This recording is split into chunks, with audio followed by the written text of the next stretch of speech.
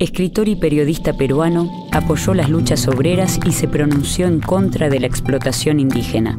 Censurado y perseguido, fue enviado a Europa, donde se nutrió de los ecos de la Revolución Rusa y conoció las luchas obreras de Italia. Intelectual y militante creativo, abogó por la politización del maestro y sentó las bases del marxismo latinoamericano que, según él, debía ser creación heroica y cuya inspiración había que encontrarla en nuestra América. Dijo José Carlos Mariátegui: la revolución no es solamente la lucha por el pan, sino también la conquista de la belleza.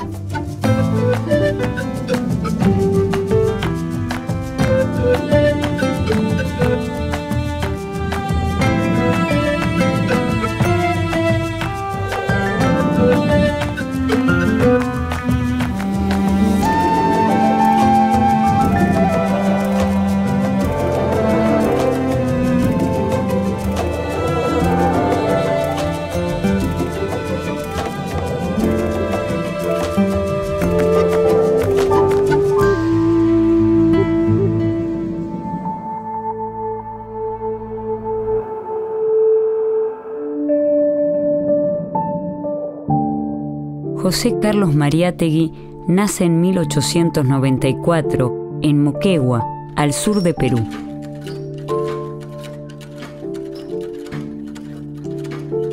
Crece en el seno de una familia humilde. Su madre es una mujer de origen mestizo que trabaja como modista y su padre, empleado de la administración pública, los abandona prontamente. Mariátegui tiene 8 años cuando una infección en su pierna izquierda lo obliga a trasladarse con su familia a Lima. Su reposo forzado lo acerca a la lectura y al estudio. Bueno, José Carlos, siendo niño en la escuela primaria, sufre un accidente que le lesiona la pierna izquierda, a partir de lo cual él deja los estudios. Es decir, ni siquiera concluye la escuela primaria, sino que al estar postrado hace de la necesidad virtud y de alguna manera el autodidactismo, la afición por la lectura tiene que ver con esta dificultad física de su inmovilidad durante más de 2 años en una cama. Y esa lectura, esa vocación por el estudio lo va a acompañar a lo largo de su vida. Sin sustento paterno y apremiado económicamente, comienza a trabajar a los 14 años en el taller de la editorial del diario La Prensa, desempeñándose como aprendiz de oficio. No tarda en ascender para convertirse más tarde en redactor, adoptando el seudónimo de Juan Chroniqueur. A los 14 años Mariátegui empieza a trabajar en un periódico. Él siempre dice que empieza a trabajar como una especie de cadete, ¿no? Dentro de ese periódico, pero eso lo acerca al mundo de la escritura. Y fundamentalmente algo que va a ser muy central en su formación juvenil, que es vincularse a la bohemia literaria. Mariátegui no pasa por la educación media, no va a llegar a la universidad, pero sí, desde muy jovencito, tiene vínculos con la vanguardia estética peruana, fundamentalmente con un grupo que se llamaba el Grupo Colónida, que era conducido por un poeta que era Abraham Valdelomar. Mariátegui participa activamente de ese grupo, realiza algunas actividades públicas que van a generar algunas polémicas, entre ellas un baile en el cementerio con una bailarina rusa, y además va al mismo tiempo formándose como periodista. En esos años también entabla amistad con el hijo de Manuel González Prada, destacado escritor, pensador y político de izquierda, que denuncia en su tiempo la explotación obrera y la sumisión de los indígenas.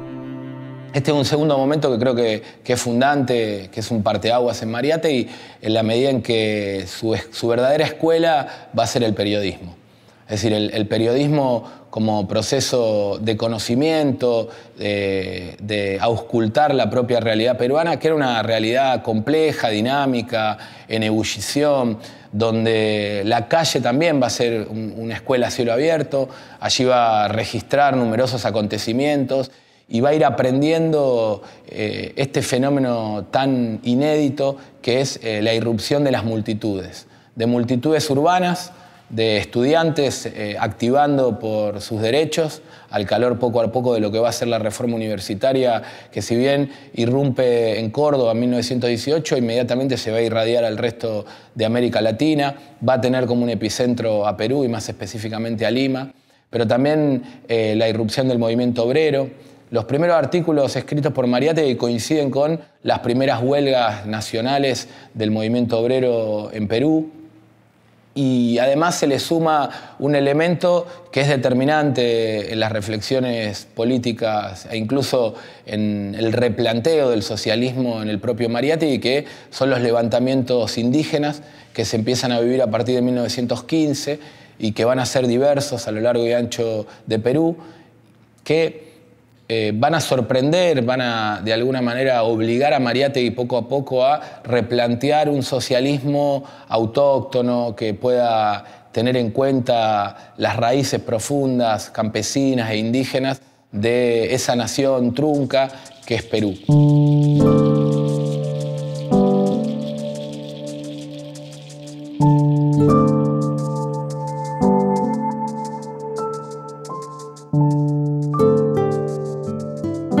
En este contexto, y con apenas 25 años, José Carlos Mariátegui funda a principios de 1919 el diario La Razón, desde donde defiende las ideas reformistas y apoya las luchas obreras y estudiantiles.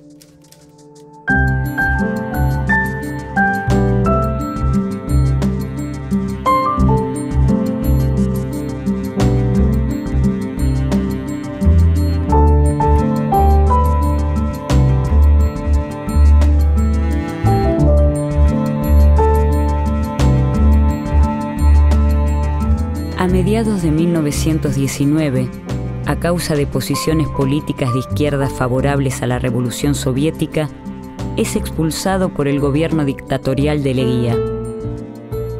Ante la alternativa de ser encarcelado, Mariátegui recibe una beca que lo aleja de Perú y emprende un viaje por Europa. Su experiencia en Europa marca un antes y un después en su vida. Allí hace su primer aprendizaje marxista y decide consagrar su vida al socialismo revolucionario en Perú. Reniega de sus escritos anteriores y define su pasado como la Edad de Piedra. Él, de alguna manera, por una especie de exilio blando otorgado por el gobierno de Augusto Leguía y por las incomodidades que generaba Mariátegui como militante ya, como periodista comprometido de la época, lo envían a Europa. Y Europa diría que es su segunda escuela, ¿no? Si la primera escuela es el periodismo peruano, el poder registrar y dar cuenta de los acontecimientos y de estas multitudes en ebullición en esa Perú tan compleja y diversa, hay una segunda escuela que es también a cielo abierto, en una coyuntura de crisis civilizatoria, que es Europa y más específicamente Italia. Mariátegui llega a Italia durante los años del ascenso de las luchas obreras y la abandona con el fascismo en alza. La experiencia europea y particularmente su estancia italiana dejan una marca permanente en su concepción política. En Europa conoce las propuestas de George Sorel y Antonio Gramsci y comprende la importancia del mito como motor para emprender las luchas sociales. El concepto de mito que él retoma de George Sorel y de su libro Reflexiones sobre la violencia es un elemento fundamental para entender el socialismo indoamericano de Mariátegui, porque el mito no tiene que ver con una mentira, con una ficción, con un distanciamiento de la ciencia que poco beneficia a un proceso revolucionario, sino que por el contrario, el mito es un elemento catalizador, es un elemento movilizante, tiene que ver con los afectos, con las pasiones, con las imágenes que activan a los sectores populares en pos de la transformación de la realidad. Y ya no va a ser el mito de la huelga revolucionaria como en Sorel, sino que vamos a estar en presencia de el mito del ayu, el mito de la comunidad indígena, el mito del Tahuantinsuyo como una civilización alternativa a la que estaba en decadencia en aquel entonces en Europa.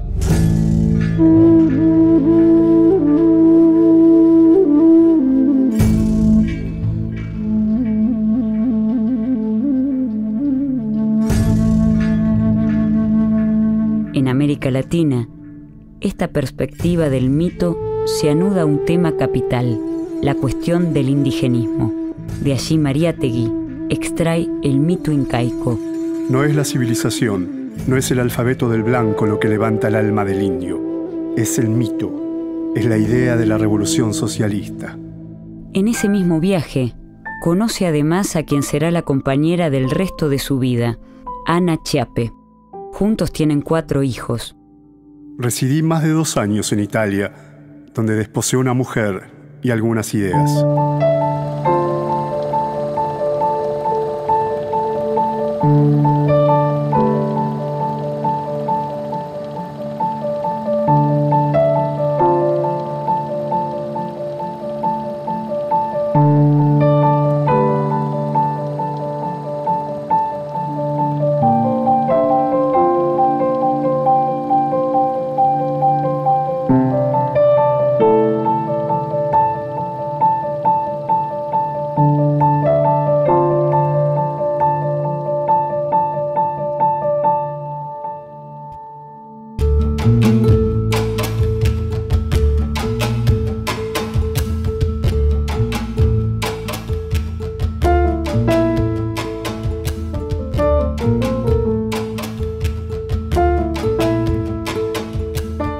Mientras tanto, en Perú avanzan las luchas por la reforma universitaria y crece el movimiento obrero.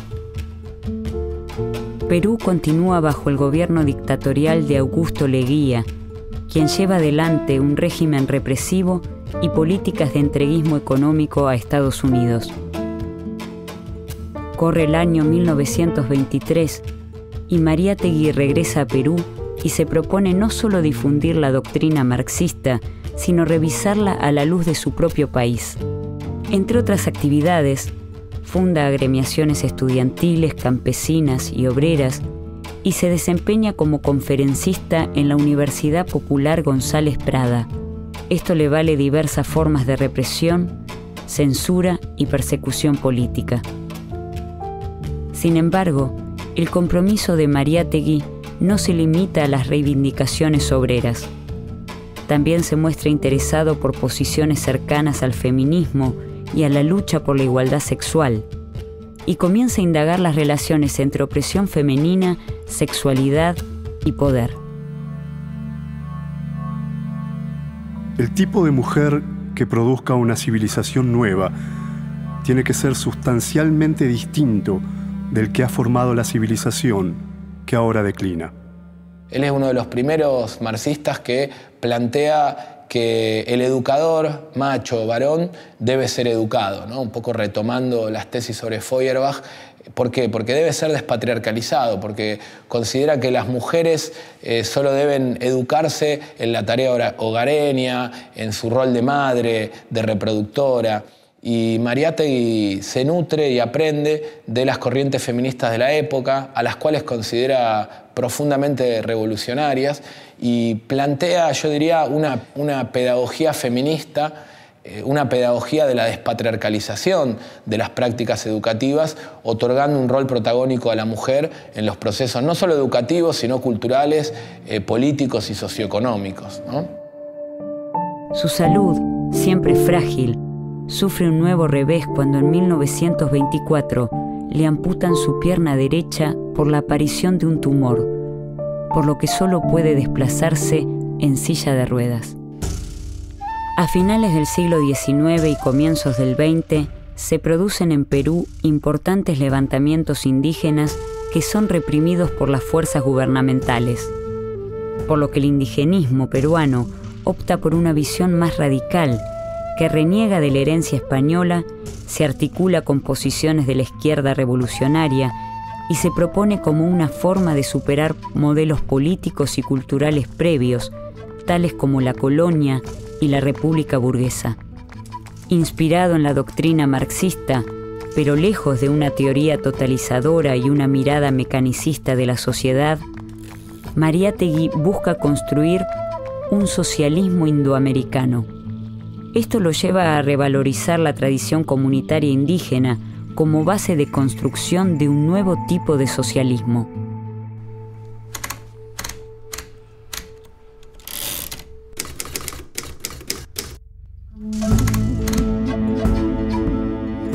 Amauta resulta su proyecto editorial más importante.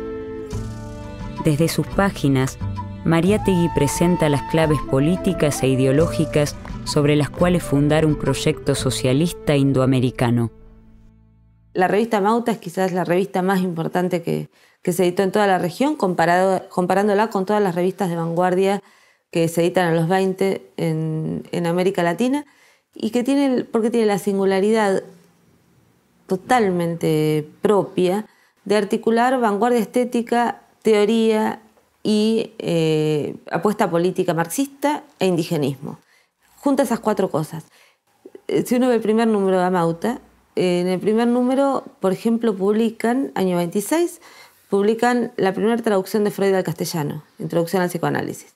Y así, digamos, tiene ese nivel de experimentación y de novedad permanente. Amauta iba a llamarse originariamente Vanguardia, y creo que es un dato muy curioso que finalmente decidan ponerle Amauta, que en lengua indígena significa maestro, el conocedor, aquel que porta determinados saberes y que los socializa, los difunde al interior de su propia comunidad y hacia otras latitudes.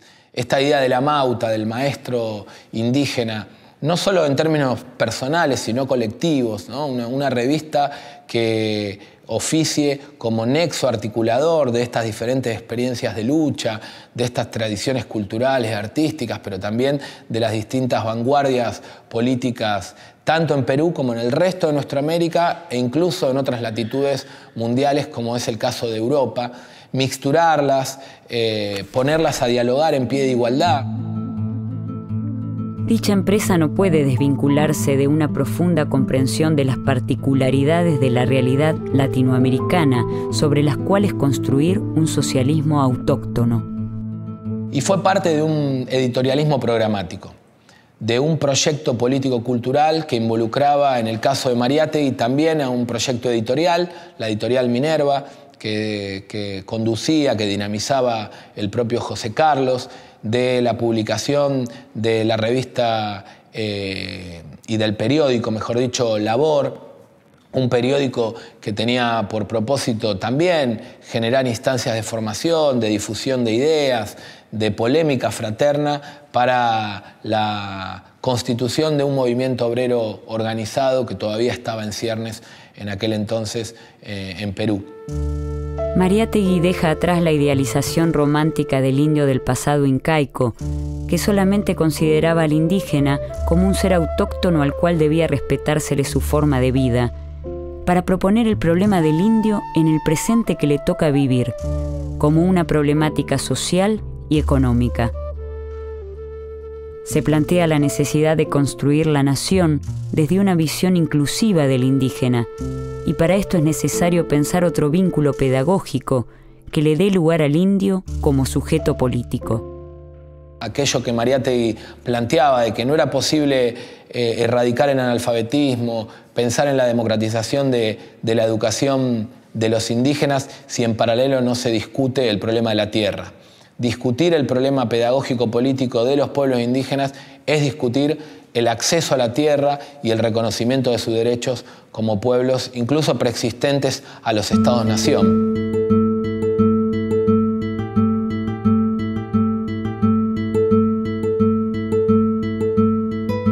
En junio de 1927, la revista Amauta es clausurada por la supuesta existencia de un complot comunista para derrocar el gobierno de Leguía. Su casa es allanada en varias ocasiones y sufre el acoso policial. En 1928, Mariátegui rompe con el APRA la Alianza Popular Revolucionaria Americana, partido fundado por el pensador y político Aya de la Torre, y crea el Partido Socialista Peruano, más cercano a los lineamientos de la Tercera Internacional. Ese mismo año, José Carlos Mariátegui publica su famoso 7 ensayos de interpretación de la realidad peruana, uno de sus libros fundamentales y aún vigente para la reflexión sobre la situación latinoamericana. Al respecto, en su advertencia expresa: mi pensamiento y mi vida constituyen una sola cosa, un único proceso. Y si algún mérito espero y reclamo que me sea reconocido, es el de también, conforme un principio de Nietzsche, meter toda mi sangre en mis ideas.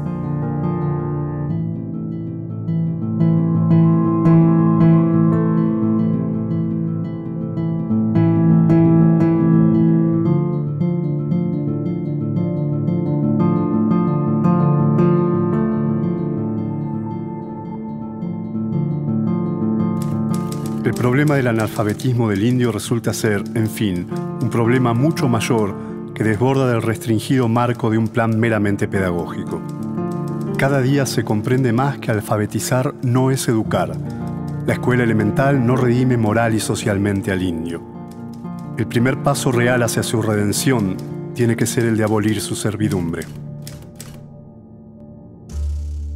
José Carlos Mariátegui denuncia el modelo educativo liberal, el cual reduce el problema del indio a la cuestión educacional y no lo aborda como problema social y económico. El pedagogo moderno sabe perfectamente que la educación no es una mera cuestión de escuelas y métodos didácticos. El medio económico-social condiciona inexorablemente la labor del maestro. Mariátegui encontraba en este modelo educativo liberal un modo de legitimar al sistema latifundista basado en el gamonalismo, que era una jerarquía de funcionarios o intermediarios que se ponía al servicio del latifundio para mantener un régimen de explotación del indio y así sostenerlo en la opresión y la ignorancia. La redención del indígena y de la clase trabajadora solo será posible poniendo fin a la explotación mediante un cambio en la propiedad de la tierra y los demás medios de producción.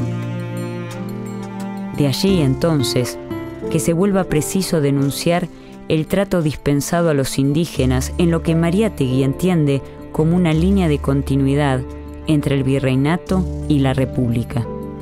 La educación nacional, por consiguiente, no tiene un espíritu nacional, tiene más bien un espíritu colonial y colonizador.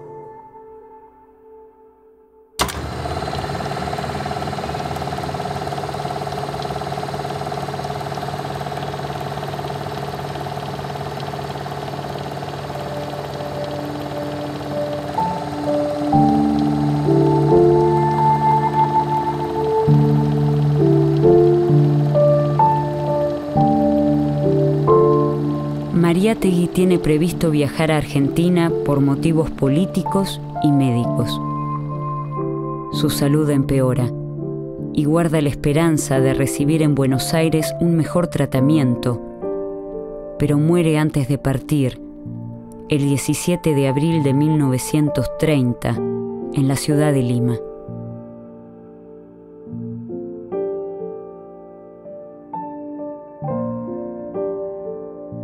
Yo tengo la impresión que Mariátegui era anacrónico, en el sentido de su época no podía ser leído. Vos lo lees y te da la impresión que Los 7 ensayos fue un libro que no tuvo impacto en el momento. Digamos, el Partido Socialista no solo desmariáteguiza porque Mariátegui muere, sino porque ya había perdido. Digamos, había sido derrotada, todas sus hipótesis políticas habían sido derrotadas. O sea, que el problema de esa obra es que es anacrónica, es inactual en el momento que se escribe y es actual posteriormente. Es una cosa, es muy raro eso, pero pasa con muchas obras, digamos, que a su época no le pueden hablar o dicen cosas que nadie puede escuchar en ese momento y que sí le hablan a las generaciones posteriores. Construir en última instancia un sujeto sentipensante, afectivo, pero también que pueda ser riguroso en clave de análisis concreto de esa realidad tan compleja de decir que es la realidad contemporánea. Yo diría que la idea de construir un socialismo original, autóctono, y pensarlo de manera integral como alternativa civilizatoria y no solo en la clave de una impugnación a la dimensión económica de la explotación.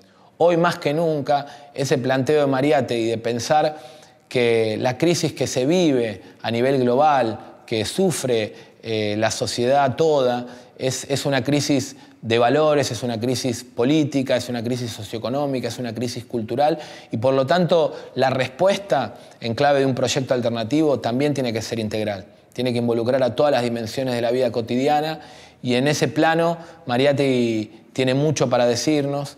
Se trata de no copiar ni de calcar, como decíamos al comienzo, sino de pensar al socialismo como una creación heroica de los pueblos de nuestra América.